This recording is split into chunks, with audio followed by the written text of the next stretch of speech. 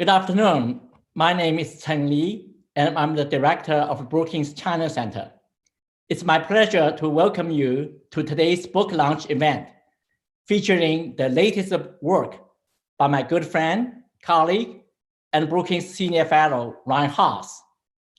Ryan's book, Stronger: Adapting America's Strategy in an Age of Competitive Interdependence, comes at a critical time in U.S. China relations, arguably the greatest inflection point since the establishment of a diplomatic relationship 4 decades ago. For the United States, this is a time when the foreign policy community, both inside and outside the Beltway, and including academia, think tanks, and government agencies, is searching for a sound, long-term strategy in address a global China. In my humble view, formulating an effective grand strategy in any given contentious relationship between major powers is not easy. And it requires 4 components. Number 1, developing an accurate understanding of your competitor, neither falling into the trap of sensationalism by overstating the challenge or threat, nor becoming complacent by underestimating your competitor's age. Number 2, clarifying your objectives and the ways and the means to reach these objectives. Number 3, generating domestic consensus and building international alliances by acting together rather than acting alone. And finally, number 4, being skeptical about the total victory and cooperating with the competitor when interests overlap, always keeping diplomatic mechanisms open to avoid catastrophic scenarios. Ryan's book, more than anything else, provides a reasoned and a comprehensive U.S. grand strategy toward China. By thoughtfully assessing U.S. strengths and the challenges in regarding to China, Ryan argues that the more the United States can restore confidence and regenerate its competitiveness, the better it will be able to focus attention where it matters most, not on slowing China down, but on advancing itself. Ambassador John Huntsman wrote insightfully on the back cover of the book that, I quote, "What gives the book stronger such value are Ryan Haas' unique insights, born of his seat of influence as a respected practitioner." I want to add, this book will grant Ryan a reputation as one of America's most respected strategic thinkers. I'm also profoundly pleased that the 2 other respected and influential public intellectuals, CNN national security correspondent Kylie Edward and New Yorker staff writer Evan Osnos, are joining us to speak with Ryan about this very important and timely book. I'm pretty sure that my spouse, who is a big fan of all of you, will take a photo in which I appear alongside the 3 of you to show off to our friends. These 3 speakers today represent the next generation of leading foreign policy experts in the United States. Evan will introduce Ryan and Kylie, and the 3 of them will engage a thought-provoking conversation. I'm now honored to briefly introduce Evan. It is actually a bit difficult to pin down Evan.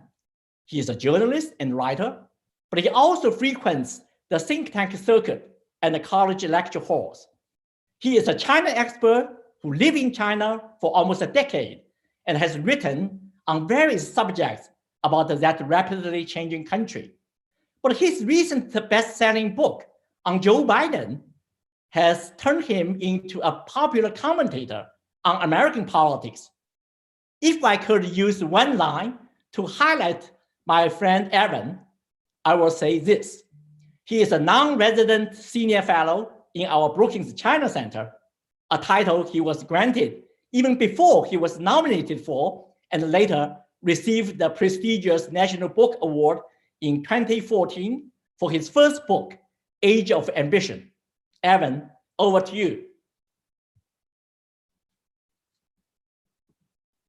Thanks, Chung. That is a great pleasure to be here with you, even virtually. I'm sorry we're not doing it in person, but thank you for very kind words. I have to say, you framed today's conversation in the context of the extraordinary stakes of this moment. And I think I had the privilege of reading this book, the book we're talking about today, Stronger. I had the privilege of reading it when it was still in manuscript. And it is just a remarkably clear-eyed approach to the challenges. And I will say as an aside that that is an approach that Chung Lee has taken at Brookings to the work at the China Center. And I think you see it reflected in this text that Ryan has given us. We have a lot of ground to cover. And so I want to get right into it by introducing my two colleagues a little bit more fully. Kylie Atwood, as many of you know, is a national security correspondent for CNN. She has covered the last 3 secretaries of state and has broken news on a number of foreign policy fronts, including North Korea, and she keeps a close eye on China. She spent 6 years at CBS before she was at CNN, and she covered domestic politics, and she knows the State Department inside and out. And of course, we have Ryan Haas, who is the author of Stronger, which is the basis for our conversation. Ryan is a senior fellow and the Michael Armacost Chair in Foreign Policy Studies at Brookings. And prior to joining Brookings, I think as many people on this call know, part of the reason why we have such an extraordinary turnout today is that Ryan is a practitioner of the highest order. He served at the White House at the National Security Council during the Obama administration as China director from 2013 to 2017. And he also served as a diplomat in the U.S. Embassy in Beijing. So at the outset, I'd like to pose a question to both of you, if I could, about something that is, after all, right on our minds right now, which is the scene we saw last week in Anchorage. March 19th, as you remember, of course, senior members of the Biden administration, I should say, were having their first face-to-face, their first sit-down with senior Chinese officials, and it was quite tense. It was actually much more, I think, tempestuous than people in the public might have expected. And we can go into the question of whether or not that was a surprise to the participants. But just to remind you of a couple of the key features, afterwards, the Chinese side described the American approach as condescending. The Americans described their counterparts as having grandstanded. This was quite turbulent by the standards of the usual diplomacy. And I wonder, Ryan, if you would start us off by giving us a sense of what you saw. When you looked at the tussling in that room, you know what's going on there. How much of that is theatrical? How much of that is substantive? And what does it tell us about, as Chung put it, the inflection point where we are in this relationship? Well, Evan, first of all, it's really an honor for me to be with you and Kylie today, and I'm looking forward to our conversation. I think that what happened in Alaska is a sign of the new normal that we live in. And what I mean by that is that a lot of the tussling that previously has taken place behind closed doors in the past has now just burst into the open. I don't think anyone who has spent time in a room with Yang Jiechi was surprised by the tenor or sharpness of his comments in Alaska. What was notable is that they were made in front of the press in a pretty sharp exchange between the American and Chinese delegations. But if you take a step back and think about it, it's sort of an extension of the reality that we've been living in for recent years, where the United States has taken actions, China has taken reactions, or vice versa. And there's just a mood that's set in the relationship that neither side is going to take a punch from the other. And so if one side feels that its dignity is being challenged, it's going to respond fulsomely. And I think that that's what we saw in Alaska. We can talk about whether or not this was beneficial or avoidable. But I think the reality is that both sides threw a few punches in front of the press, and then they got down to work when the press left the room. And we saw over the course of 8+ hours of exchange between them that they rolled up their sleeves and dealt with some serious issues that are affecting both the United States and China. And in a sense, it reflects a theme that I try to draw out in the book, which is that the relationship is fundamentally competitive. It's sharply competitive in many areas, yet we're bound together, whether we like each other or not. There is an interdependence between the United States and China. What happens in Iran affects both of us. What happens in Afghanistan impacts both of us. What happens on global markets affects both of us. And so we don't necessarily need to be brought together by amity or goodwill. Our interests are going to intersect, and we're going to have to find ways to deal with each other. And I think that those two twin dynamics were very much on display in Alaska. Kylie, what did you make of it? You've looked at this relationship through the eyes partly of the administration. You've thought about how the State Department's looking at it. What did you make of it? And do you have a sense of to what degree the Biden administration was surprised by what unfolded, or did they more or less expect this to happen? Well, they knew that it wasn't going to be an easy meeting. And they said that on the record multiple times leading up to the meeting. You know, they essentially warned everyone who was going to be watching that this is going to get hot. This isn't going to be easy. This is going to be hard, right? So the basic expectation was there. However, watching it unfold the way that it did, I was in my office and watching the camera go in and out of the room and, watching Blinken pull the reporters back in. I mean, it was dramatic. And I don't think that you can ignore that is the foundation for the Biden administration and the China relationship right now. So that is the backdrop. Now, I don't think that was altogether shocking, but it does demonstrate that this is going to be a turbulent, as you said, Evan, relationship, right? And so there's going to be a tremendous amount of jabs that are traded back and forth. And as you guys said, we're going to see that more in the public. What I think is interesting, however, is how we, as those who are studying this relationship, trying to see where it goes, what competition looks like, how we determine if this ideological struggle between the two countries, that competition is inherently going to impact the competition on technology and economics and human rights and all of that, or if it's sort of a separate thing. And I'd be interested to see what you guys thought about, Ryan makes the point in his book that the U.S. and China are not in an ideological battle with one another right now. But the Chinese officials sure seem to sit at that table pretty confidently about saying that the U.S. doesn't represent values of the world and really going after the United States. So it complicated things right out of the gates, and I'm curious what you guys made of, the ideological battle versus the kind of nuts and bolts of the competition, economics and technology in that front. Well, I want to, if I can, Ryan, there's a point that in some ways this was the setting of the table, right? I mean, this is the event where you have the two sides. They have to have a first meeting somewhere. You could have a first meeting in Washington. You could have it in Mar-a-Lago in the last administration. And this one, of course, we had it in Anchorage. And there's an element of the soft tissue of diplomacy going on there. But I want to put it in the words for a moment of Secretary Blinken, because he has summed up the relationship and the approach by saying that our relationship with China will be, as he says, competitive when it should be, collaborative when it can be, and adversarial when it must be. Help us put that into how does that sound to you, Ryan, after thinking about how to go about this relationship? How does it track with the vision that you've put forward in Stronger? Well, it's a great question, and I will offer a couple thoughts on that. But if I could just first build on something that Kylie said, because there's so much to work with here. I think that what we're going to see going forward is a parallelism or a mirroring. We're already beginning to see this. Both sides returned to their capitals. The Chinese hosted the Russian foreign minister. Our Secretary of State traveled to Brussels. We are finding our friends as a bulwark against competition from the other, both of us.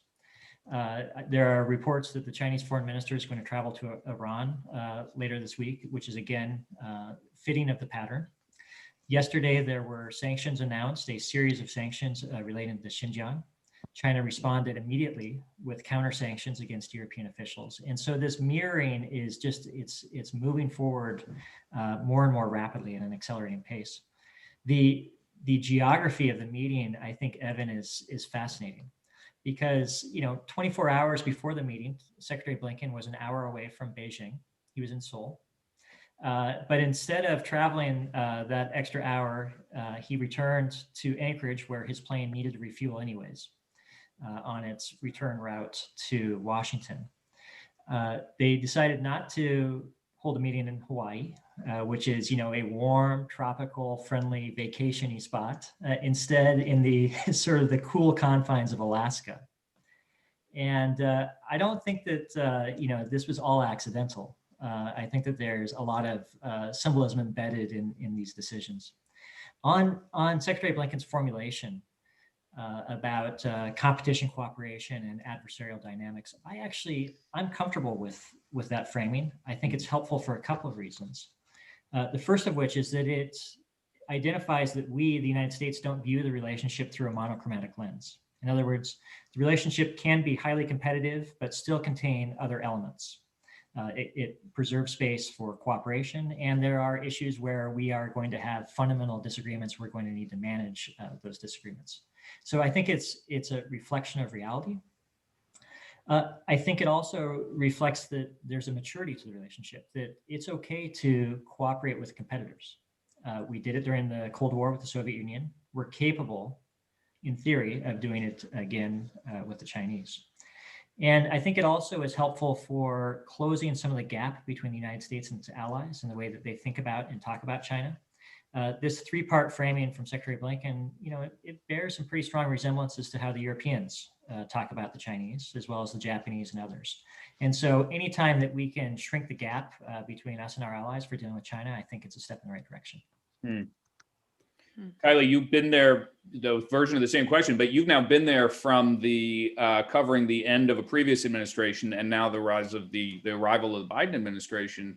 How much of what Ryan just described, I think, kind of helping us conceptualize the Biden approach, how much is that similar or different from what was happening before when it came to China? How, in some ways, I think people are really trying to understand, because they will hear the Biden administration sometimes say, look, we want to borrow elements of they won't say it quite explicitly, but we want to borrow elements of things that were left over when it's useful to us. But then, of course, we have a fundamentally sort of philosophical difference with it. Where do you see points of things carrying over, and where do you see the break? If you look at those three phrases that the secretary used, competitive when it should be, collaborative when it can be, adversarial where it must be, I would say it's 2/3 similar to what the Trump folks were using. They were adversarial and they were competitive. That was the fundamental kind of where they landed, I guess, at the end of their administration when it came to their framing on China. We're going to take them on. We can't afford to work with them on anything. We're going to use all the rhetoric we have to make them look like the bad guys on the world stage, right?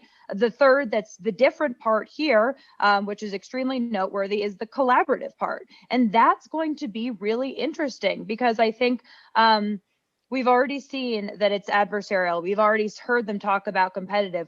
We haven't seen any collaboration yet. And, realistically, in Washington, the Biden administration knows that they have a tremendous amount of pressure on them to keep up the pressure on China and to not, start being too collaborative right out of the gates, because then they're going to have folks on both sides of the aisle where, China hawks have really emerged, come after them really hardcore. And so I did find it kind of interesting that, out of those Alaska meetings last week, the Republicans didn't go crazy. They were kind of quiet, even folks like Senator Cotton and, Josh Hawley. I mean, they sent a tweet here or there, but there weren't extensive statements from them going after the Biden folks. They were, quietly pleased with what they saw. And it's going to be interesting to see when the Biden administration feels like they can actually move on the collaborative front of this. And obviously, I think the first time that we're going to see that is this April 22nd climate initiative that they're working on, because I've heard that China will be invited to that. And I think it's going to be interesting to see how that starts to play out. That, you got to something important, which I think both of you guys are in a good position to help us understand, which is the domestic political scene on each side matters. And I think we often sort of underplay it. I'll give you there's a way to read what happened last week as each side essentially doing what they needed to do to still some of the waters at home, right? As you described, Kylie, a moment ago, they were able to do it in a way that kind of, in effect, diffused what would have been an opportunistic criticism from opponents who would say that the Biden administration was going to be too friendly to China. And of course, there is an argument that one could make that there were Chinese elements that are quite similar in that sense, that there are people in Beijing who would have been eager to criticize any presentation that was not vigorous enough. Ryan, what do you make of how important are the political factors on each side? What should we understand, and what matters when it comes to this, to the relationship?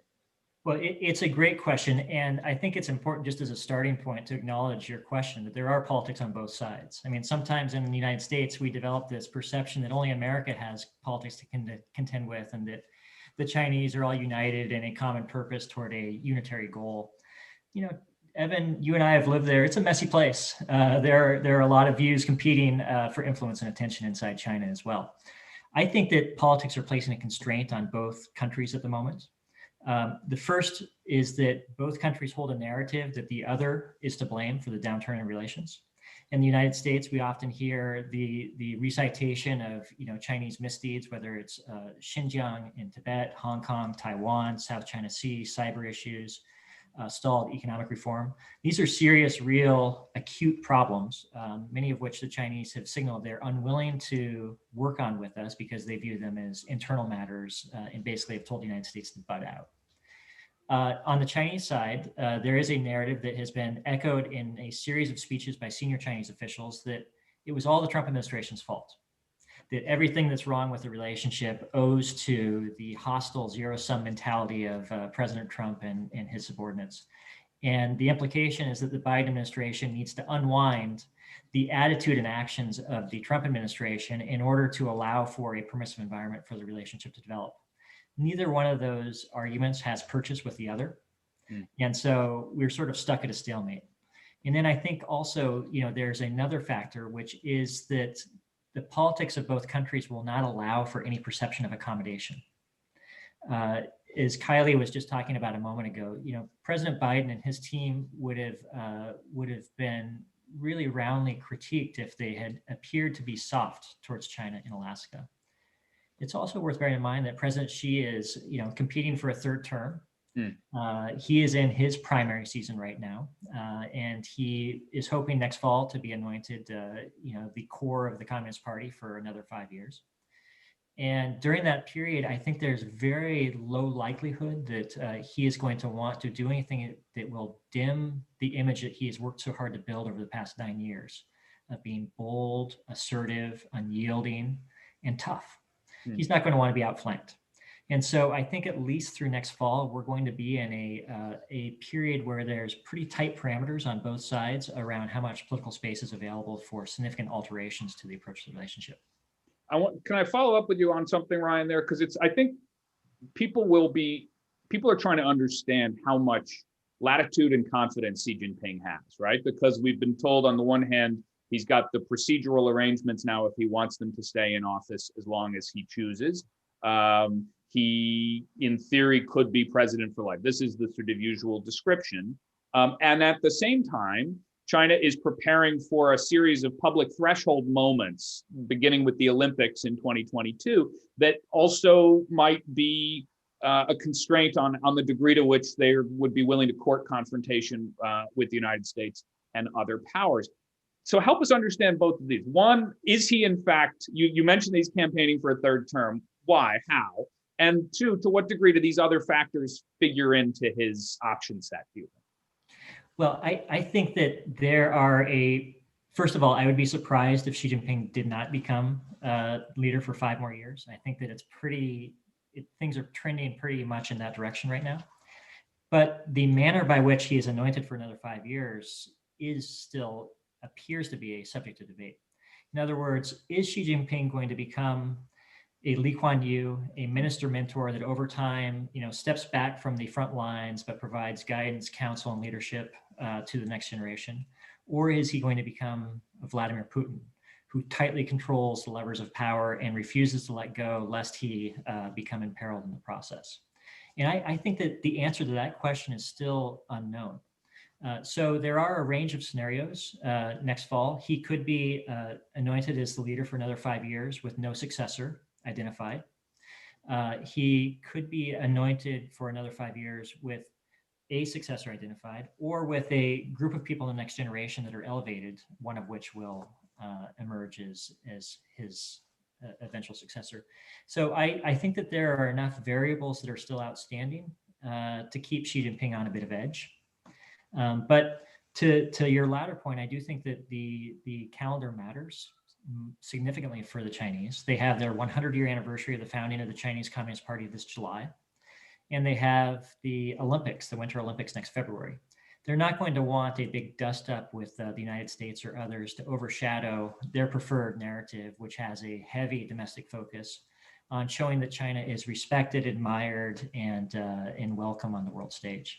You know, Kylie, I wonder if you can bring us into a piece of this that is playing out on the U.S. side, which is, you know, I think it's important for us to mark this moment. Here we are talking in the, you know, last week of March here, and there's been a spate of anti-Asian violence in the United States. And I want to mark a distinction. There's a geopolitical conversation that we can have about U.S.-China relations, and there is also a conversation to be had about hatred towards Asians. And I think there is linkage here. We just have to acknowledge that the politics in this country has been focused over the last few months before the administration obviously took over, talking about the virus as the China virus and so on.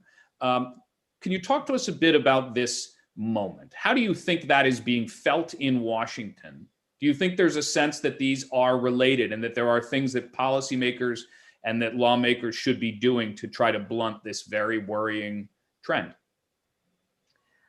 I think that they are undeniably related. And I think that that is hitting Washington like a pile of bricks. Because traditionally, there's political rhetoric in Washington that doesn't always ripple out. And you see tough language, you see folks say things, and you think it kind of lives in this little bubble, right? And it doesn't have an impact anywhere. And guess what? It does. The language is incredibly important. And I think it's been, you know, refreshing to see lawmakers acknowledge that's what's happened over the last year with COVID, and the language that the former president was using to demonize Chinese people over that virus was really, really, really detrimental. So I don't think that you could say that they're not related. I do think that there are things that can be done, and I think there are news outlets that are working on these things right now, CNN being one of them.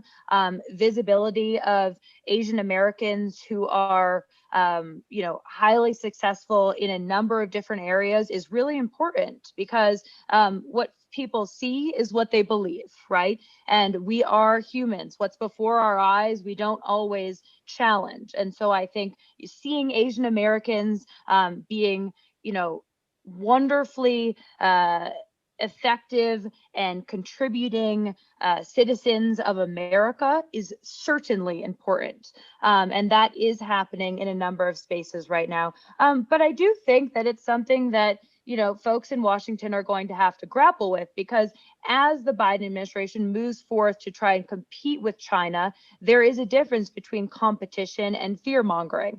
And you got to be really careful with that language, because you know, we've seen that it has detrimental effects. I mean, if you look back at U.S. Japan relations, the competition that emerged between the U.S. and Japan a few decades ago also created some racist sentiments in the United States towards Asians. And so we've seen this happen before, and it's something that they're going to need to be highly cognizant of.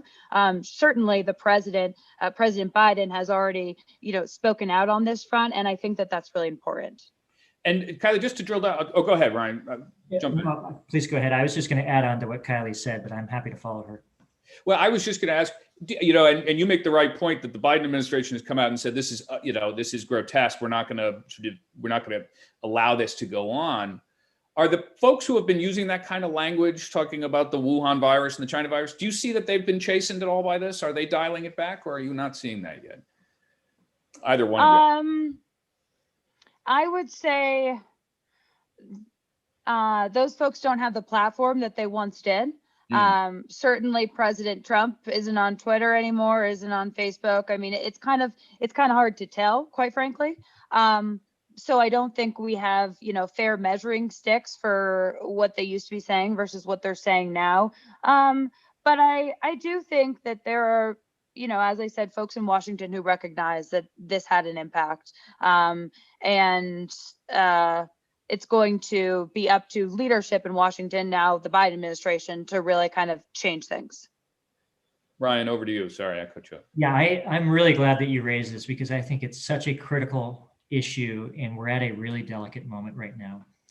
And one of the things that I hope that we all collectively can do is to try to raise a bit of awareness about the historical patterns that are repeating themselves so that we don't get stuck in the same cycle again. Because we've seen this movie before. We know that when there is geopolitical tumult and inflamed nationalism, racism often follows. We saw this with the Germans, with the Soviets, with the Japanese, with the Muslims after 9/11. And I would love for us to try to break this cycle now. But it's really important for people, I think, to understand the gravity of the moment that we're in.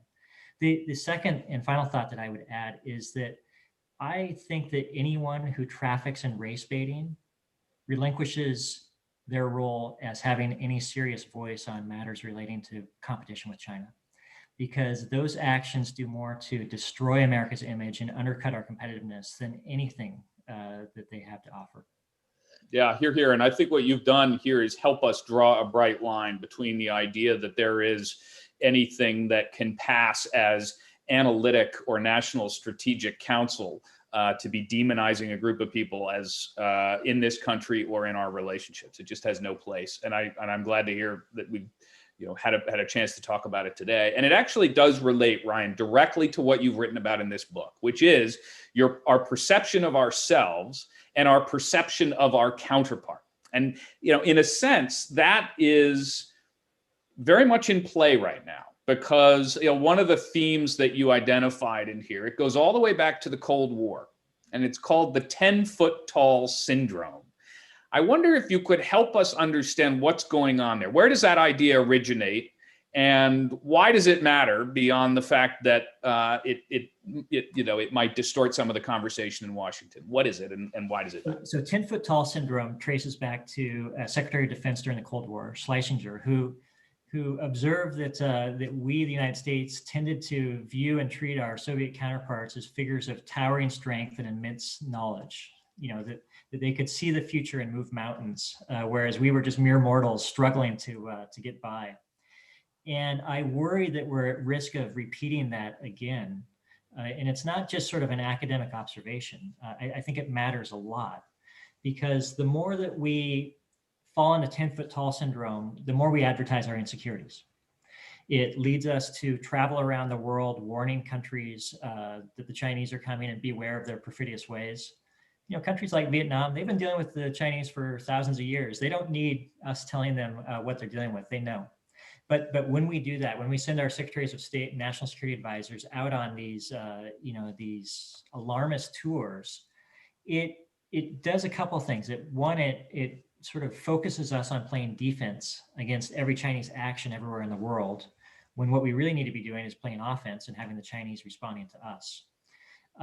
It causes our allies to lose confidence in us. We begin to wonder if we know something about China and how we stack up against them that they don't, and that maybe they should hedge a little bit against our own uncertainties about ourselves.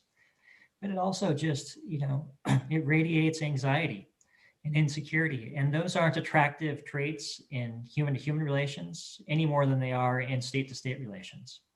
And so part of what I'm trying to do in this book is to provide a reminder that the United States still is the stronger power in this relationship. We have abundant and enduring strengths that China, frankly, can't take away from us. And we need to act like it. It's interesting. 2 data points come to mind that I think are relevant. And I'll use the moderator's prerogative just to mention these, because I do think they reflect on us. One is on January 6th, I was down at the Capitol reporting on what was happening there. And I had this moment that drove home for me the way in which the China question has been, in a sense, sort of polluted into this broader political distress we have in this country, which is that people there on the ground, these people who were storming the Capitol in this insurrection, they mentioned China's quote unquote infiltration of the United States government as a reason for their concern. And that is just a demonstration of the degree to which this issue has sort of escaped the boundaries of serious rational discussion and has become a political point of toxicity rather than an informed point. One other thing I'll mention is a couple of years ago when I went to North Korea to report on the nuclear crisis, and the North Koreans, Ryan, to your point, the North Koreans said, we think of ourselves in the United States as being in this kind of mortal conflict with the North Koreans. No, they said, look, we've had one war with you.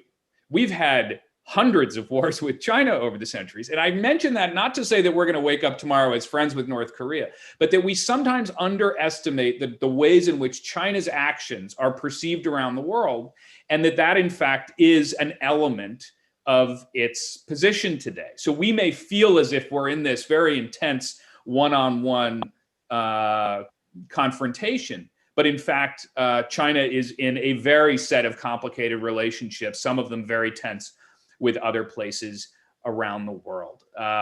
And so I think that's our tendency in the U.S., of course, is to narrow it through our own lens. I wonder if we could, Kylie, if you could help us put the China issue in context with other national security questions, because I think all of us in the sort of who do China, we tend to think, well, this is the most important issue in the world. And I think there are others who will say, well, maybe, but maybe not. Help us situate it. In fact, where does China sort of rank in the list of priorities for national security decision makers in the administration and in Congress? Not to toot your own horn, but I do think that China is it's at the top of the list. There is no one that you talk to in the national security space who doesn't mention China when you ask them which country is the greatest threat to the U.S. national security. China. I mean, it's they're growing their military, they're competing with us economically, technologically, they're taking us on, ideologically, as I said, they're taking us on. So we are engaged in competition with them on so many fronts. And then the Biden administration has to deal with the day-to-day grind of other challenges, right? So you can't take Iran off the table, you can't take Russia off the table, you can't take North Korea off the table. But interestingly, China is increasingly tied to all of those other foreign policy issue areas that the United States has keyed in on. And I think, one of you guys mentioned that, the Russians are visiting China. They were just visiting China after there was this U.S. China meeting. They may be visiting Iran. They're getting involved with our adversaries, which is creating an interesting dynamic. I do think that the Biden administration is playing the long game with China. They came out of this Alaska meeting. Well, they went into it saying they weren't going to have any deliverables, and they didn't. They clearly wanted to ideate and really create a national security strategy because, as Ryan points out in his book, the national security strategy of the United States did a complete 180 on China, from 2012 to 2018. And so they're trying to kind of get it into a place of balance once again, where they can compete and where they can also work with China on a few things. So I don't think you're wrong to say China's at the top of the list. Ryan, what do you make of that? I agree with Kylie. I think that in a ranking of nation state challenges, China is the stiffest test facing the United States and will be well into the future. But one of the things that I think, and we'll see over time if this proves accurate, but I think that the Biden administration differentiates a little bit from the Trump administration in seeing China as embedded in a whole host of issues rather than the single burning issue that eclipses all other challenges. And I just, harken back to a speech that Secretary Blinken gave at the State Department earlier this month, where he listed 8 foreign policy priorities for the United States. And it was things like democracy promotion, COVID, economic recovery, technology leadership, renewing democracy, and China. And what that told me is that China certainly is going to remain at the top tier of priorities and concerns, but it's not going to be allowed to dominate America's agenda, nor should it. Because we are a global power, we have global interests, and we can't get fixated and look at the world through a straw with China at the other end. So there are going to be opportunities to work with China when our interests and their interests align. But there also are going to be moments where our interests are just fundamentally at odds, and we're going to have to manage that competition.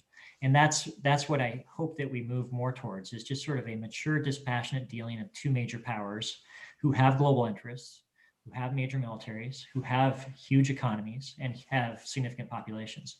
We're the only two countries in the world that carry all those attributes. And so we have a sort of a generational challenge in front of us. Are we going to be able to coexist and compete with these people or not? And I hope the answer is yes. One of the things please go ahead, Kylie. Yeah. Sorry, could I just ask Ryan one thing on that? Because I think, one argument that you make in your book is that there needs to be sustained and direct dialogue between the U.S. and China to identify those areas where the two can work together. And you list a few areas, COVID relief, climate change, healthcare, AI. I'm thinking about this, through the eyes of the China hawks, who would say, why on earth would we want to work with China on things that we should be developing our own capabilities on alongside our traditional allies, in the areas of disaster response relief? Why don't we just work with Japan and South Korea on that? AI, why don't we just work with our allies on that? Why are those areas that you think it would be beneficial for the US to have sustained direct dialogue with China on? Well, I would answer a couple of ways. The first is that I still am a believer in the virtue of diplomacy, that there is value in trying to influence the choices and path forward for our other side. I've seen it over and over again firsthand, whether it was on Ebola, whether it was on Iran, whether it was on North Korea, the returning of an unmanned underwater vehicle that the Chinese had seized. They brought it back to us. We are capable of solving problems when we provide persistence to those efforts and deal with them in a serious manner. Secondly, and this is a bit counterintuitive, but demonstrating a willingness to work with China constructively and to explore whether or not there is space for collaboration opens up opportunities for other allies and partners to feel more comfortable working with us, because they don't feel like doing so is part of joining an anti-China coalition or bloc. They see the United States as not seeking to tilt the relationship into sort of unmitigated hostility. And so if we make a good faith effort and it leads nowhere, fine. The world will know where the obstruction is, and it's not with us. So I don't have rose-tinted optimism about that a few good words will make all the problems in the U.S.-China relationship go away. But I do think that there is benefit for the United States in being seen as acting responsibly in the conduct of the relationship. In just a minute, we're going to turn to the questions that we have. They're coming in from the audience. But before we do, I want to return to a point you just mentioned, Ryan, which is that part of this project, part of what you've undertaken here is an attempt to make a clear-eyed assessment of where are we strong, where are we weak? Let's sort of rack and stack our relative strengths and weaknesses, because in the absence of that analysis, we end up elevating our counterparts into the 10-foot tall problem and so on. So help us, for people who say they look at our domestic scene right now and they say we look to be hobbled by our own internal divisions and so on. Put that into some context with China's condition. How do you come to the conclusion that your book on the U.S.-China relationship is called Stronger? Well, one of the things that I've noticed is that authoritarian systems are very good at advertising their strengths and concealing their weaknesses. And democratic systems are the exact inverse. We are a walking advertisement of our own problems because we talk about them all the time. And it's not really couth for us to go around banging our chest about our strengths. But if you sort of take a step back and look at where we are and where the Chinese are, I think that there's solid grounds for optimism about our ability to compete with China. We all know China's strengths. They're in the newspaper every day. But let's look at some of their vulnerabilities. Their geography. They are surrounded by 14 countries. They have territorial disputes with 5 countries. 4 of those have nuclear weapons. It's the most complicated geography of any power in the world. Food and energy security. They don't have the natural resources to grow their own food or to fuel their own economy. They rely upon external inputs. They don't have a navy yet that's capable of protecting those sea lines of communication. Huge vulnerability. National cohesion. If you look around the rim of China, pretty much any direction that you look, you see problems. Hong Kong, very tense, fraught situation. Tibet, challenging situation. Xinjiang, I think that they're buying future trouble. Inner Mongolia, ethnic challenges there. If you look at their political system, this is a system that was once known for, its technocratic capacity, and it's increasingly being viewed for its Leninist rigidity. Power is being concentrated at the center. Local experimentation is drying up. People are waiting for instructions from the top rather than providing solutions to the top. And then in terms of their economy, they have real challenges. They are on a demographic downslope that's going to grow steeper in the coming years. In terms of capital, their debt load is ballooning. It's doubled over the past decade. And they're really having a hard time generating total factor productivity growth. So on the 3 legs of the economic stool, capital, labor, and productivity, they're facing stress on all 3. So I think that there are real reasons to interrogate any assumption that China will continue to travel on a linear line in the direction of its aspirations indefinitely into the future. On the other hand, if you look at the United States, our geography is pretty good. We have 2 oceans in the east and the west, and friendly countries in the north and the south. Our political system is resilient. It's capable of self-correction. It has weathered the storm of the past 4 years, and I think pretty much intact. Our economic weight remains strong. We're $7 trillion larger than China's economy. The share of America's global GDP has remained relatively constant over the past 20 plus years. China's rise in share of global GDP has come at the expense of Japan and Europe's declining share, not from America's share. We have an economy that is a sponge for the best ideas and brightest minds from around the world. We have abundant natural resources. We are the leading exporter of oil. So I think that we stand okay. And if we are able to live up to our values and perform up to our potential, we will be just fine in our competition with China. And I guess where I would leave things is that the real strengths that the United States have, its differentiating factors from China, are its global prestige, its alliance network, which is unmatched historically. And we have allies all over the world. China has one with an asterisk, and that's North Korea. And our domestic dynamism. We are capable of experiencing hardship and recovering from it. And we've done this over and over again. We've had declinist fears 6 times in the past 70 years. And in the past 5, we've climbed out of them in a stronger position than we were before. This book is a bet on the proposition that we will do so again, but we'll find out. Well, and I think it's worth telling people that one of the points you make here with a nod to George Kennan is that we are only as strong abroad as we are at home, and we have a lot of hard work to do on that maintenance. I want to turn now to the questions we have coming in, because there are a lot of them. This is something, actually, it's a question that relates to what Kylie mentioned before. This comes to us from Tom Dahoudi from Brandywine Global, who asks, given what appears to be a tougher and internally consistent China policy, a tough on China policy from the Biden administration, why should we expect that it's possible to have cooperation on issues like climate change at the same time? To either of you, if this is of interest, Kylie, by all means, but that I think is an interesting question. Is it in fact that the overall tension is such that it makes it impossible to find those areas for cooperation?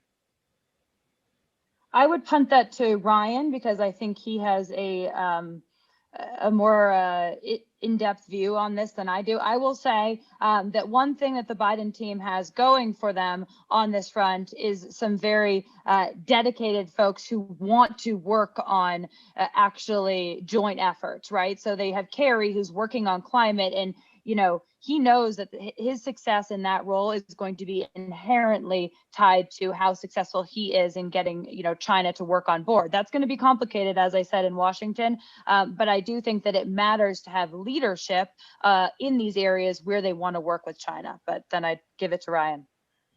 Yeah, I think that we're in a different space than we were, say, 4 years ago or 8 years ago. There was a view in the past that we should look for that balance between cooperation and competition. I don't hear much of that discussion anymore. There has been talk in the past of using cooperation as a cushion against competition. I don't hear much of that either. What I do hear and what I would support is a view that when it serves our interests and when it serves China's interests to work together, we should do so. That's what mature powers do. The United States and Soviet Union eradicated smallpox together at the height of the Cold War, not because we liked each other, but because it served each of our interests. And so, for example, when we encounter the need to build a global health surveillance network around the world, looking out at the horizon so that we can rapidly detect viruses when they emerge before they spread and mutate, I think that would serve both American and Chinese interests. I don't think that America is going to want to build that on its own. China is not capable of doing it on its own. It's going to be very difficult for the United States and China to do that on a bilateral basis. But maybe under the umbrella of a multilateral or multinational grouping, it would be possible for the United States and China to each contribute their areas of expertise, and the world would be a better place for it. Now, do I think that's going to happen? I don't know, but I think that we should keep open mentally the idea or the possibility of it doing so. We have multiple questions on that score, actually, about the possibility for collaboration in space, actually. I mean, we have a question from Michael Smith from the Marshall Space Flight Center, who is interested on the possibility of collaboration in space. And if you think about during the Cold War, we did have the Apollo and the Soyuz missions and so on. Is NASA open to that as far as you know, Ryan? Is there any sense that that's an area for potential collaboration, or has that become sort of encompassed into the military realm more than in the realm of potential cooperation? Do you happen to have a thought on that? Well, Congressman Wolf has put pretty tight parameters around the ability of the United States and China to cooperate in space, and I don't expect that those parameters will be loosened anytime soon. Congress keeps a keen eye on those issues, I think, just to try to protect America's national security. But more broadly, as a society, I think that we need to grapple with this question because it's a provocative one. Is exploration in space something that is a source of national security competition between the United States and China, or is it a common pursuit of humanity to accelerate to the maximum extent possible our ability to get to Mars or to whatever the next milestone is? And depending upon where you come out on that question, I think informs how you think about U.S. China cooperation in space. Because what we know, I think what we can safely predict is that if the United States walls off a willingness to work with China in space, it's not going to limit China's ambitions. It's just going to lead them to pursue parallel efforts. And the United States and China will both pursue these efforts somewhat inefficiently and duplicatively, but we will both do it, and we will be slowed down in the process. You know, we have a question here from Si Yang, who's a reporter for the Mandarin service of Voice of America. And Si Yang asks about the U.S. China-Alaska meeting with the follow-up that, as you remember, Yang Jiechi at one point rebuked, in a sense, Secretary Blinken for talking in public about the U.S. concern for serious issues of American interest, Chinese behavior towards Taiwan, in Hong Kong, in Xinjiang, and towards U.S. allies. And Yang Jiechi said that this was, as he put it, not the right way to deal with the Chinese people. I wonder if you think that does that have an effect on the U.S. approach? Does that mean that the U.S. will in fact dial back its attention on those issues, or are those baked in and the Chinese side should expect that to be a part of our approach going forward? Well, I'll offer a quick thought, but I hope Kylie will add on to it. I don't think that the Biden administration is going to take its cues on what's appropriate or inappropriate to raise from Mr. Yang. I understand Yang Jiechi's desire to see those issues dealt with behind closed doors, but he's been around the United States long enough to know that that's not really how we roll. we're sort of loud and repetitive and persistent about the things that we view as our values, and we're going to continue to be. So I don't get the sense from the Biden administration that they feel chastened by the experience in China. I would be surprised if they pulled back as a result of Mr. Yang's rebuke. Kylie, you did an important piece recently on somebody, the family members of somebody who has been in camp in Xinjiang, and you brought attention to that issue. Do you get the sense that that is going away anytime soon in American politics, or is that going to be a more prominent issue in the future?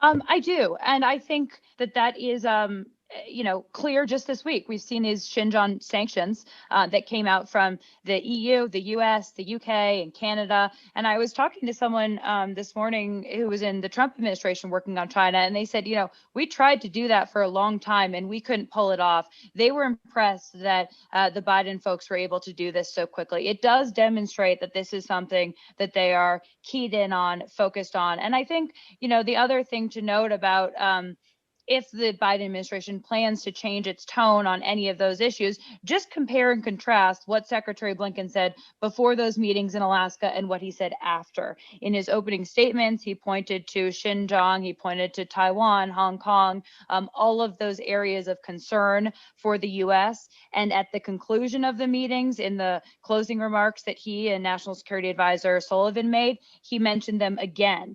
And so I think that that's significant, and it tells you everything that you need to know about the fact that they're going to keep raising them. We have a question here from an audience member in Toronto who asks about the detention of Canada's two Michaels, as they're known, like Michael Spavor and Michael Kovrig. And the question is, was that inevitable in a sense? Was that an outgrowth of a deteriorating Chinese relationship? But I think actually the second question here gives us more of an opportunity for discussion, which is how effective will an international united front be for Canada and the United States as a leader if it applies some of its diplomatic capital to that question? Do you see, Ryan, that the case of the two Michaels, as they're known, will get more attention in the U.S.? I think that the fact that President Biden has spoken about the two Michaels, about how humans shouldn't be used as bartering chips, is significant. It suggests to me that that this is an issue that is being thought of at the highest levels of our government and is a priority for our government, as it should be. This is personal for me because I do know Michael Kovrig and care deeply about his welfare. But we also, I think, all three sides need to recognize that no one is profiting from this. All three sides are losing from the current stalemate that we're in. And I do think that Canada's efforts to build a norm around against the idea of arbitrary detention is important. I'm glad that it has America's support, and I hope that more countries sign on. We are here down to just the last couple of minutes, but I want to squeeze in one more question. We have a lot of people watching from a lot of different places. And one of the questions comes from a diplomat who's a member of the delegation of the EU to the United States. And the question is, what is the role for allies in U.S. China policy? How do they fit into it, and how does their behavior, do you think, affect some of our decision making? We'll make that our last question. Ryan, take it away, if you would, please. Well, it's a huge question that deserves its own hour of conversation. It's very important. The Biden administration talks often about building situations of strength, which in its most basic terms means aggregating the voices of America and its allies to deal with China from a position of strength. And there will be a ever-shifting geometry to which countries have overlapping interest and want to work together to press China. It will vary by issue. There will not be an anti-China bloc that forms as there was in the Cold War. But the more that the United States is able to demonstrate cohesion with allies, I think the more that we're going to be able to exceed Beijing's expectations, because they have set expectations low of our ability to coordinate international efforts. Well, it is in the spirit of your book, Ryan, the arguments for coming at this relationship from a position of strength and confidence. I am infuriated that we've run out of time. We could talk for another hour, but I want to encourage everybody out there who is watching, who's benefited from this, to take a look at Ryan's book. It is, just to remind you, it's called Stronger: Adapting America's China Strategy in an Age of Competitive Interdependence. And I just can't recommend it highly enough. At a moment of complexity, he has given us a really clear roadmap to think about the present and the future. And I want to thank Kylie Atwood for joining us today. And of course, to Ryan for bringing us this book and bringing us this conversation. And to all of you who tuned in, thank you for joining this virtual Brookings event. And we hope to see you another time soon. Be well. Thanks, Evan. Thanks. Thank you. Bye to you both.